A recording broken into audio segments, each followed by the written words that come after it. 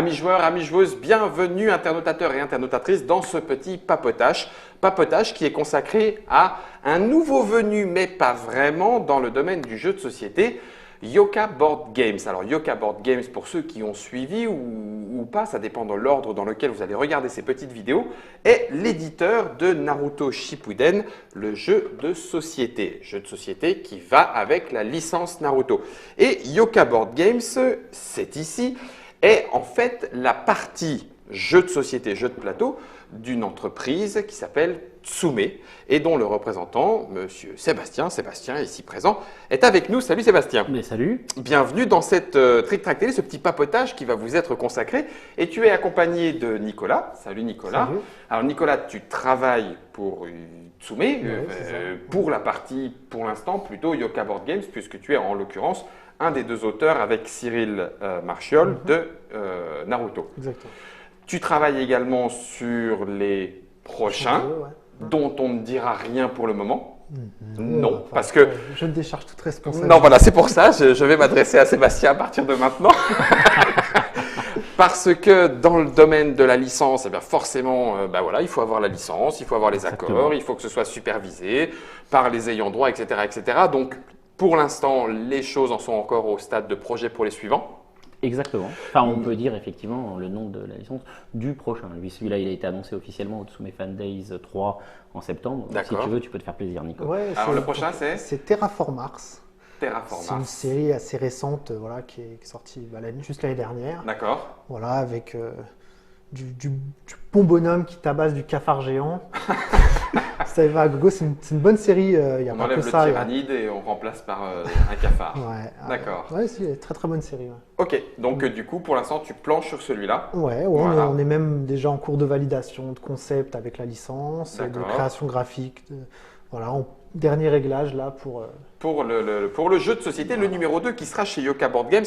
Je vais me tourner vers Sébastien. Du coup, Tsume est malgré tout une jeune entreprise. Tu me disais 2011. Ça, on a 5 ans, tout à fait. Voilà, 5 ans cette année en 2016. Et vous commencez par quel public et quel produit? Alors, à la base, on va Voilà, dire. à la toute base, Tsume, c'est une entreprise qui est éditeur, fabricant de figurines, de D'accord. collections, de statuettes en résine et de figurines en PVC. Donc là, devant dont nous, ceux qu'on a ici voilà. pour la collection Naruto. Exactement. Ça, c'est nos plus petites. Ah, c'est les plus petites. C'est les plus petites, ça c'est les plus du petits modèles. PVC, c'est de la collection, c'est nos produits entrée de gamme en fait, voilà. D'accord. Et on va jusqu'à de la figurine, de la statuette en résine. Sur Naruto, on est sur de l'échelle 1/8, donc c'est du 25-30 cm. Et sur d'autres licences comme les Chevaliers du Zodiac ou Dragon Ball Z, on est sur du 1/6, donc on est sur des pièces qui font plus 40 cm. Ah là là. Et notre plus grande à l'heure actuelle, c'est un Goldorak qui fait 84 ou 87 cm de haut. J'ai plus le chiffre exact en tête. On n'est plus encore tout à fait dans le modèle échelle 1 pour 1, parce que peut-être quand même, il ne faut pas exagérer. Alors, j'avais regardé, je crois que par rapport à la taille réelle du Ouais. Goldorak, parce qu'il n'existe pas en vrai, mais je veux dire par rapport à la taille référencée, je crois qu'on est à l'échelle 1/20. Bon, pour ceux qui veulent s'acheter 20 Goldorak, les mettre les uns au-dessus des autres pour se faire la taille d'un Goldorak normal, n'hésitez pas. Ça veut dire que dès 2011, vous démarrez avec des produits uniquement à licence, enfin, Oui. sous licence, je ne sais pas si c'est vraiment plutôt comme ça qu'il faut le dire, et importés plutôt côté asiatique ou pas Alors oui, uniquement. les licences qu'on choisit, c'est des licences plutôt asiatiques. En fait, l'idée, si tu veux, c'est que Cyril Marchiol, qui est donc co-créateur du jeu Naruto, mais qui est le fondateur et De gérant Tsume. de Tsume, D'accord. à la base, il travaillait déjà dans le milieu du jeu vidéo, puis ensuite de l'import de produits asiatiques. D'accord. Et il n'y avait pas de statuettes de collection justement en résine. Autant on en a dans le milieu du comics par exemple ou du cinéma, on peut sans problème trouver un Magneto, un professeur Xavier, un Superman, ce que tu veux. Mais de la statuette de collection manga, il y en a très très peu. D'accord. Voilà. Donc lui, il était à un moment donné… Excuse-moi, est-ce que les grandes séries Dragon Ball, etc., il y avait quand même déjà un petit peu de l'existant? Il y avait que du pirate. Voilà, Ah oui, des trucs d'accord. faits sans licence. Il y Ah a oui. le blond de Lien ou Oui. non, c'est le blond de Lien, ça qui avait fait 3 pièces Dragon Ball, D'accord. Dragon Ball Z il y a hyper Ouais. longtemps, Ok. mais du coup réservé pareil au public européen. Mais il n'y avait vraiment pas ce marché entre guillemets Officiel. de la statuette de collection dans le manga. Donc, sauf sur Berserk en l'occurrence, avec Art of War, qui est un éditeur japonais qui fait ça. Justement, Cyril a été pendant un temps distributeur officiel en Europe de Art of War. Et à un moment, il s'est dit que il avait envie, non pas juste de vendre des statuettes faites par d'autres, mais il avait envie de faire les siennes. Il avait des idées. Justement, il disait que Berserk c'était bien, mais qu'il y avait moyen de faire des trucs hyper bien sur d'autres licences. Et en l'occurrence, vu son âge, lui, il avait grandi avec Naruto. Moi, j'ai grandi plutôt avec Dragon Ball. Lui, il avait grandi avec Naruto. Et son idée, justement, c'était ça, c'est de se dire, faire des produits Naruto qui pourrait mettre dans son salon et qui ne soient pas des jouets, quoi, des trucs où quand les gens viennent dans son salon, ils s'arrêtent un instant et ils disent ça a gueule, voilà. Classe. Et pas juste t'es encore avec tes petits jouets adolescent. Exactement. Donc c'est ça en fait le point de départ de Tsume, c'était faire des produits de collection pour geeks adultes, qui sont encore passionnés de manga, mais qui veulent trouver des trucs qui correspondent plus à des envies plus matures. D'accord. Donc ça veut dire démarcher les ayants droit, ça veut dire ensuite embaucher ou en freelance ou en interne des sculpteurs, ensuite faire les moules. Il y a plusieurs types de statuettes. Tu parlais tout à l'heure de PVC, résine, c'est ça? C'est différentes gammes, on va dire. Alors en fait, à la base, c'est du coup concrètement deux matières différentes. Mais qui se travaillent effectivement pas du tout de la même façon. C'est-à-dire que le PVC, du coup, c'est du plastique. Pour faire du plastique, il faut faire ça dans des moules en acier. Donc, c'est des trucs compliqués qui coûtent très cher à faire. Donc, il faut faire des gros tirages. C'est pour ça qu'on ne fait pas des pièces en PVC limitées à 20 exemplaires. On fait ça plutôt sur des milliers d'exemplaires. Alors que la résine, c'est quelque chose, on fait un tirage résine avec un moule en silicone. Ça se fait assez facilement. Donc, on fait ça sur des petits tirages. Et en plus, comme c'est de matière plus organique, chaque pièce va être un peu différente. Donc, le contrôle qualité est beaucoup plus strict. Donc, on va justement à l'inverse pas faire ça sur des tirages immenses parce que ça devient compliqué. En plus, la résine c'est fragile, ça se casse, c'est lourd, voilà. Donc souvent, on va faire des pièces à tirage limité et plus ambitieuses sur de la résine. Ça va faire un bel objet, qui va coûter cher, mais qui va avoir un cachet. Et on va faire un objet qui sera pas moins beau, mais qui aura effectivement un cachet différent et qui sera plus abordable. Plus abordable, exactement, parce que tiré à une plus grande échelle en PVC. D'accord. Donc ce premier objectif qui est la statuette de collection et sous licence, qui va perdurer, qui continue encore maintenant. Bien sûr, c'est notre cœur de métier. Cœur de métier. Et du coup, 2015, puisque c'est à peu près dans ces moments-là qu'on commence à entendre parler de Yoka Baitsume, c'est à ce moment-là qu'on entend parler, effectivement, mais c'est en 2013. C'est en 2013 que l'idée démarre pour passer aux jeux de société. C'est effectivement Nicolas, qui est un ami de Cyril, qui est, je pense, le mieux placé pour aborder Donc toi, tu étais joueur? Oui, joueur. Moi, je viens du jeu vidéo. En tant que créateur de jeux vidéo. Et j'ai eu un petit ras-le-bol du métier, ou en tout cas, j'avais plus la même passion. Et donc, je cherchais autre chose. Et en parlant un jour avec Cyril, on s'est découvert cette passion commune du jeu de société. Donc, Cyril joue aussi? Il jouait aussi, et je ne le savais pas. Et pourtant, ça fait une quinzaine d'années qu'on se côtoyait. Mais bon. Genre, tout le monde avait honte de dire tu joues au jeu de société? Non, je te le dis pas, bien sûr. Même pas parce qu'ils faisaient des MMO ensemble. Vous étiez dans la même équipe. Donc il y avait déjà le jeu vidéo, quoi qu'il en soit. Il y avait le jeu vidéo qui nous. Voilà, mais on croyait que c'était tout. Et en fait, on s'est découvert ça. Et avec Cyril, c'est un peu sur des coups de tête j'y crois. Et si on faisait un produit? Et si on le faisait? Et si on le faisait, vas-y, lance-toi. Et donc après. Un peu comme sur une commande, finalement. Arrive le jeu Naruto. Le premier sur lequel tu as travaillé? Ouais, officiellement, d'ailleurs, le premier jeu de société. Ouais. D'accord. Premier Naruto. Avec Cyril, dès le début, ça se veut un jeu coopératif? Ouais, assez vite en fait, parce que donc, moi, je connaissais Naruto, je lisais quelques mangas comme ça, mais je ne suis pas un fan. Comme une partie de l'équipe d'ailleurs chez Tsume, qui adore les mangas mais qui ne connaît pas forcément ni Naruto ni DBZ, parce qu'on a des jeunes aussi. Voilà. Mais donc il faut se replonger dans l'histoire, et là donc le travail de Cyril était moins dans la mécanique de jeu que dans le rapport très strict avec la licence, le moment de l'histoire qu'on va prendre, c'est important parce qu'on ne peut pas prendre n'importe quelle partie de l'histoire, les personnages qu'on a incarnés, l'esprit du jeu. Et c'est là où on dit, les esprits sont des héros, ils jouent ensemble, ils sont très, c'est coopératif. C'est le développement sur l'année en fait du jeu qui fait en sorte que qu'on dit que c'est coopératif, qu'on arrive que sur ça se passe jeu sur ce moment-là précis de l'histoire face à l'Akatsuki. Contre l'Akatsuki, chose que vous allez pouvoir voir si vous ne l'avez pas encore vu dans la petite vidéo et de l'explication et de la partie que nous avons fait avec vous Du coup, Sébastien, ça veut dire que vous aviez déjà, alors je vais peut-être dire une bêtise, hein, donc tu me corriges, vous aviez déjà les droits d'exploitation pour les statuettes et les personnages, il faut renégocier pour avoir les droits pour faire un jeu de société. Absolument. En fait, quand tu travailles sur du produit dérivé à licence, tu t'achètes pas les droits genre sur Naruto, puis tu fais ce que tu veux, tant que tu fais un chèque, on s'en fiche. Ça marche pas comme ça en fait, ou en tout cas ça marche pas comme ça avec les licences japonaises. D'ailleurs, je sais pas. Mais là, tu travailles sur des produits spécifiques. Donc à l'époque, on est allé voir les ayants droit pour Naruto avec un projet de statut Naruto. Ça leur a plu. Ensuite, on leur a présenté d'autres projets à chaque fois de statuts de figurines, mais à chaque fois ils donnent leur accord en aval et il est développé, en amont pardon, puis il est développé. Non, ça n'a pas de sens. Et pour le jeu de société, c'est pareil. On allait les voir en leur disant, bah voilà, on voudrait développer un nouveau type de produit. C'est du jeu de société, on veut le faire pour telle et telle raison, parce que déjà on veut faire un jeu de société avec des pions, parce qu'on sait déjà faire des figurines et on trouve que ça apporte un plus produit qui est intéressant. On va faire des pions qui seront vraiment proches, qui seront vraiment ressemblants aux personnages et ce sera sympa.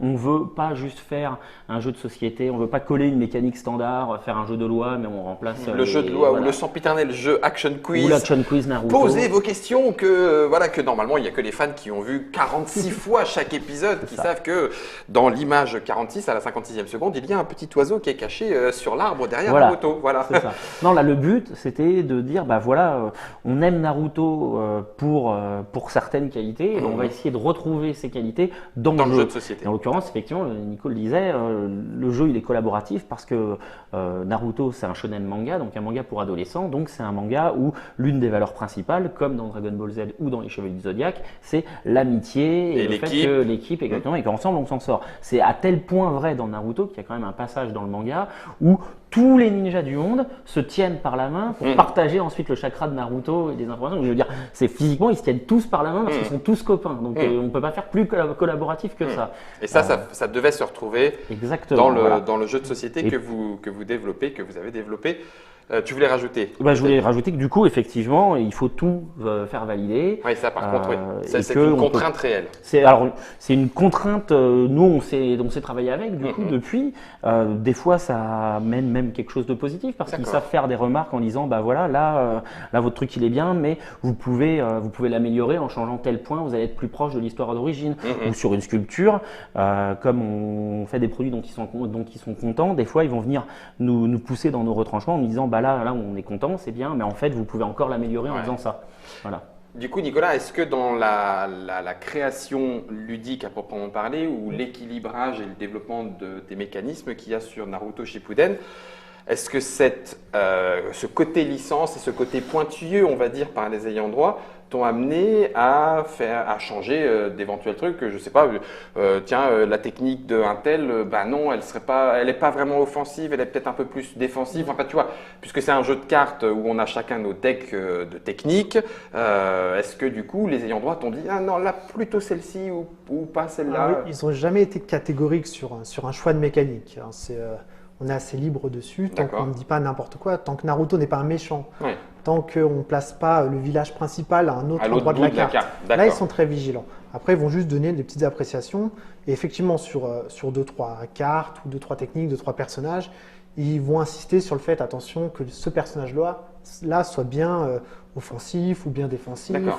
Ils ne sont pas intrusifs non plus. Ils n'ont pas été intrusifs à ce point-là. D'accord. Au contraire, mais par contre, en petite correction de nom, d'accent, là, ils vont être très vigilants sur ces petits détails. C'est vrai qu'en anecdote, par exemple, sur la carte, ce qui est assez intéressant, c'est que donc on joue sur la carte du monde de Naruto, et en fait, cette carte, on la retrouve en petit dans le manga à certains morceaux, mais en fait, elle n'existe pas en vrai, en intégralité. Ce qui est le cas là. Ah ouais. Et du coup, normalement, en fait, on peut pas créer ex nihilo du matériel. C'est pas possible. Comme tu travailles sur du matériel à licence, tu peux t'appuyer sur des choses existantes, mais tu peux pas en créer. Là, dans le cadre du jeu, comme on avait fait du très bon travail, ils ont accepté qu'on fasse le truc. Mais ils sont venus apporter des modifications très précises. Et par exemple, ils sont venus nous dire attention, là, l'île, en fait, il faut. Alors que en fait, on s'en fiche parce que c'est pas un point stratégique sur le jeu. Mais je crois que c'est cette île-là, si je dis pas de bêtises. Ils nous disent en fait, il faut la baisser un petit peu. Et en fait, on l'a baissé Sur la carte, je dirais Ouais, peut-être c'est de fou. 1,5 cm. Un quoi, tu vois. centimètre, Mais c'était- pour être accepté. voilà. Ouais. Mais c'était plus vrai. Et les ayants Voilà. droit ont toujours le dernier Et mot oui. malgré tout. Mais parce que voilà, et pareil, sur les choix des illustrations qui sont dedans, c'est des illustrations qui viennent de l'animé. Oui. Et du coup, bah, on en avait choisi certaines. Et bah, il y en a, ça leur posait pas de problème. Il y en a, ils ont dit, ah, mais celle-là, en fait, c'est une image qui vous avez placée ailleurs des villages. Oui. Et ça, c'est pas une image du village, c'est une image de la montagne d'à côté du village. Ah, oui, Donc en fait, il d'accord. faudrait plutôt mettre cette Celle-ci. photo, parce D'accord. que ça, c'est le village. Ok. Donc ça veut dire qu'effectivement, on a en tout cas là pour le coup pour Naruto. Alors je ne sais pas si dans le deuxième jeu c'est aussi le cas. On est face à des gens qui sont très, alors c'est pas strict, mais en tout cas très Vigilants. précautionneux et vigilants sur leur univers, celui que vous développez. Il y aura donc le jeu de société. On a vu les statuettes. Vous portez les vêtements, puisque il y aura aussi les fan clothes. Je ne sais pas si c'est comme ça qu'il faut le Voilà, dire. on va le dire comme ça. Les ouais. vêtements qui sont faits par Tsume aussi. Donc Tout du à coup, fait. on démarre aussi sur. Alors bon, on le voit peut-être pas, mais il y a les petits symboles qui vont bien, mais en même temps, ils sont suffisamment discrets pour pouvoir presque aller au bureau. Avec. Ah, quoi. même pas presque. Hein, pour On peut y moi, aller. On peut, oui, oui. Le principe, ça, c'est effectivement une marque qu'on vient de lancer en 2015 qui s'appelle Iki. Alors en fait, le truc, c'est qu'à chaque fois, c'est des mots d'origine japonaise. Mhm. Tsume, ça veut dire griffe, parce qu'on fait des produits en y amenant notre griffe. D'accord, Sur votre l'expression, patte. Voilà, exactement. Yoka, ça veut dire divertissement. En fait, D'accord. voilà, Pour le temps jeu de société, repos, ça va. voilà. Ok. Et Iki, c'est. Le chevalier comment dire phénix. Ah non, ça, c'est avec deux K. Ah, En fait, d'accord. à la japonaise, Ah, ça se prononce Iki. Ça, Voilà, faut bien le d'accord. marquer. Ok, ça Mais marche. Autant Iki, pour moi. c'est la délicatesse, Ah oui, non, l'élégance. C'est pas l'élégance. Iki Voilà. alors, c'est pas du tout Non, Iki. c'est pas. Mais ouais, l'idée vraiment, c'est des fringues que tu peux mettre. Pardon. C'est des fringues que tu peux mettre pour aller au boulot. Et les mecs qui connaissent pas pensent juste que tu as un t-shirt sympa. Mhm. Et les mecs qui connaissent remarquent le logo. Le logo, Ils disent oui. ah mais en fait ça C'est un fan de Naruto, Exactement. etc. Non, attendez, là par contre, il vient d'y avoir un éclair dans ma tête. À quand le jeu de société avec les Chevaliers de Zodiac? Ah. D'accord, on n'a pas le droit d'en parler. Ah. Ok, non, Non, ça, on a, mais- ça on a pourrait. Ah, beaucoup on de demandes. pourrait, oui. C'est pas un projet en cours, hein, je peux le dire, mais, Ouais. mais on a des demandes.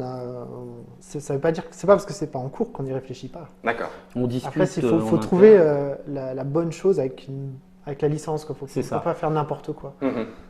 D'ailleurs, le jeu Naruto, sa mécanique, voilà, elle ne sera que pour Naruto. On va pas faire un copier de cette mécanique avec une autre licence. D'accord, ok. C'est pas parce que on pourrait pas imaginer la carte avec les 12 chevaliers d'or et le Ouais. sanctuaire en disant ah bah tiens on va jouer les chevaliers Exactement, de bronze avec et puis nos on deux va actions aller partout. et Non, on va aller tataner le grand pop au Si bout tu- avec deux tu vois, actions si par tu tour. y jouais, tu retrouverais pas l'esprit des Chevaliers de Voilà. Zodiac. quoi. C'est pas ça l'esprit des Chevaliers de Zodiac. Donc faut trouver, comme il dit, effectivement le truc pour que quand ils jouent, tu te dises ah bah ouais, c'est ça. en fait. C'est le chevalier.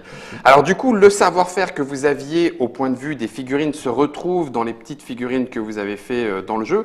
On est sur du plastique, c'est ça? C'est du plastique. C'est tout du à fait, plastique. oui, oui. Ça vous amènerait peut-être un jour à faire un jeu avec plein de figurines?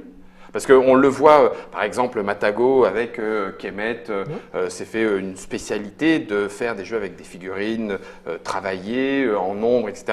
Le savoir-faire que vous avez au point de vue de la grande taille peut se transférer a priori sur la petite taille et donc du coup, pourquoi pas envisager… Si on trouve une mécanique de jeu qui le justifie, on le fera. Vous le Ouais, ferez. complètement. On C'est me juste l'a que demandé, mais pour l'instant, j'ai pas de mécanique appropriée vraiment. à du Ouais, multifigurine, que ce soit en mais escarmouche, avec en la bataille, licence, pour l'instant, ça marche pas trop. Mais D'accord. si j'ai une licence, voilà, qui titille l'imagination, tu pourrais le faire. Ouais, il n'y a pas de problème, j'ai pas de limite là-dessus. Sébastien, les figurines, les unités de production pour Tsume sont où?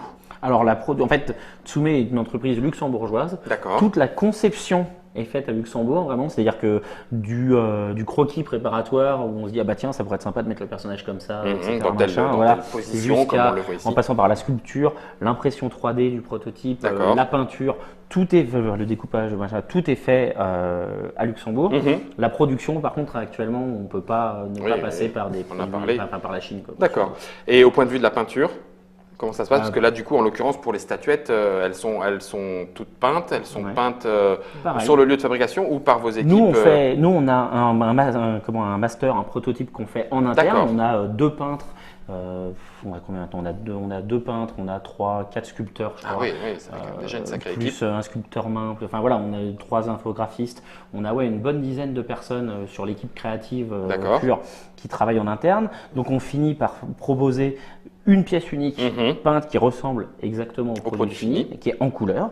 Ça, on l'envoie à l'usine. L'usine, grosso modo, la regarde, la décortique et ensuite va la dupliquer en fait sur le nombre de pièces dont on a besoin. Suivant leur process à eux et avec la peinture qui n'y va bien. Ça fait Tsume, tu dis entre 10 et 15 pour l'équipe créa, donc ça veut dire plus que ça pour l'équipe totale. On est 22, 23 je crois là. Donc ça fait déjà un grand modèle. Et puis du coup, au-delà de ces figurines et jeux de société, vous en êtes arrivé à un moment où vous avez même votre petite convention? Absolument, on a un événement tous les mois de septembre. Voilà, cette année, ce sera la 4e édition. Ça s'appelle les Tsume Fan Days. Et l'idée, c'est que pendant 2 jours et une soirée, on fait venir. L'année dernière, on avait à peu près 600 personnes en tout. Dans nos locaux. Et pendant tout un week-end, en fait, c'est la fête. Il y a des animations. On en profite pour montrer les nouveautés, les nouvelles figurines. On leur permet aussi de tester justement les protos de jeux de Nico pour voir un peu ce que ça donne. En l'occurrence, par exemple, déjà il y a 2 ans, on pouvait tester le jeu Naruto alors qu'il n'était pas encore sorti.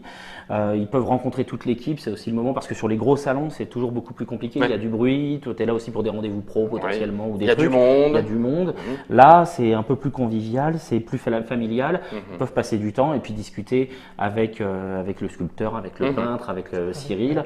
Et puis même pas forcément pour poser des questions techniques, mais même tout simplement comme il y a des jeux vidéo pour se dire tiens, est-ce que ça te dit pas de faire un Street Fighter 2 contre moi, et puis hop, il se prend un petit street et il est content. C'est un truc très, oui, comme tu l'as dit, fan, mais au sens appréciateur, et tous ensemble on partage le même goût pour un certain nombre de choses. Est-ce que, alors Nicolas, du coup, toi tu es en interne en tant qu'auteur, développeur de jeux. Est-ce que on pourrait proposer à Yoka Board Games que des jeunes auteurs, pour arriver avec leurs prototypes, vous les proposez à vous en disant ce jeu-là, il irait bien avec telle licence, ou pour l'instant vous développez en interne et on va attendre de voir comment ça se pose? Alors, pour le moment, je pense pas qu'on ait l'équipe assez solide pour vraiment éditer d'autres jeux. L'expérience, c'est que le premier jeu qu'on lance sur un marché, dans un avenir, oui, on va peut-être essayer d'accepter, ouvrir, parce que même créativement, je ne peux pas inventer qu'un jeu à l'année. Vous allez faire 15 jeux à l'année? Certains auteurs peuvent. Ces propos n'engagent que Nicolas. Mais pourquoi pas après. Et puis il y a même des licences sur lesquelles je n'arrive pas à démarrer, pour être clair. Et peut-être qu'un autre auteur arrivera à trouver le petit truc qui ferait que tout le monde dans l'équipe se lance dessus. Mais pour l'instant, non. Même si on a quelques petits projets, moi j'ai des petits projets que j'ai reçus qui me titillent un peu, mais pour l'instant on ne peut pas se permettre. D'accord, pour l'instant vous asseyez l'expérience autour du jeu de société avec celui que vous lancez. Et le premier est en Naruto, et le second c'est Terraform Mars. Terraform Mars, qui arrivera en 2016 aussi ou 2017? Normalement au courant septembre. On aimerait bien que durant l'event il soit disponible. D'accord, un peu en avant-première éventuellement. Un petit peu en avant-première, pour ceux qui sont là. Et puis pourquoi pas. On n'a pas les deadlines. D'accord. Vous serez présent à Cannes, au Festival international des jeux de Cannes. Donc ça veut dire que là, ça y est, le passage est fait. Vous rentrez dans le domaine jeux de société, on va dire. Toi, Nicolas, tu étais joueur. Il me semble, Sébastien, que tu es plutôt rôliste dans l'âme, donc du coup joueur aussi. Comment est-ce que vous ressentez ce passage-là? C'est-à-dire passer de l'autre côté, ça y est, maintenant il va falloir aller sur les festivals, faire jouer des gens, montrer la qualité du produit, du jeu, aussi bien que de la licence. Ça fait quoi de passer de l'autre côté? Là, c'est un petit peu stressant parce que dans l'univers du manga, de l'animé, des fans d'animé, c'est bon, ils nous ont acceptés, ils sont OK avec ce qu'on fait, ils aiment bien notre produit, etc. Même avec Yoka, les fans de Naruto adhèrent au projet. D'accord. C'est une chose. Maintenant que les fans de jeux adhèrent à un projet à licence, on sait que c'est plus compliqué. Oui, alors c'est vrai, vous le savez certainement aussi bien que nous qui nous écoutez, les jeux à licence ont souvent, entre guillemets, comme au village, mauvaise réputation. Parce qu'on l'a dit tout à l'heure, c'est souvent un jeu de loi, un quiz ou un jeu rapidement fait uniquement pour coller de la licence dessus. Et c'est pas ce que vous avez voulu. Voilà, donc c'est ça qu'il faut essayer de convaincre. Donc oui, on a fait Paris et Ludique l'année dernière, on a fait jouer des gens qui ne connaissaient pas Naruto, des pères de famille avec leurs 3-4 enfants qui ont joué, qui ont apprécié. Donc c'est ça qu'on veut vraiment mettre en avant. C'est essayer Si vous ne connaissez pas Naruto, vous pouvez y jouer. Le jeu, en tout cas, vous permettra, vous le verrez d'ailleurs vous-même en regardant la Trick Track télé de la partie, le jeu présente un défi en lui-même, au-delà même de la licence, ce qu'on retrouve dans les jeux qui nous ont marqués en tant que jeux à licence, comme Battlestar Galactica ou autres dont on a parlé, des jeux qui effectivement ont leur propre intérêt.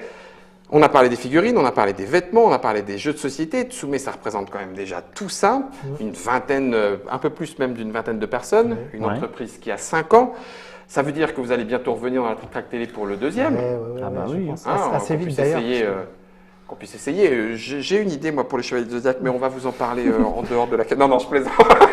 Je plaisante. Trop d'espoir. Ça marche. Donc, tout ça, c'était Tsume autour de Yoka Board Game. Yoka Board Game qui est la partie jeu de société de la maison d'édition Tsume.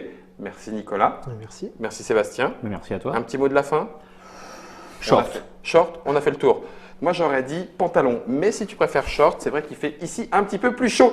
C'était le papotage autour de Tsume et de Naruto Shippuden, le jeu de société. Merci à vous d'avoir été avec nous. Merci à Note pour la réalisation. Je ne vous dirai pas à vous de jouer puisque c'est plutôt avec les figurines à vous d'admirer. Profitez-en bien.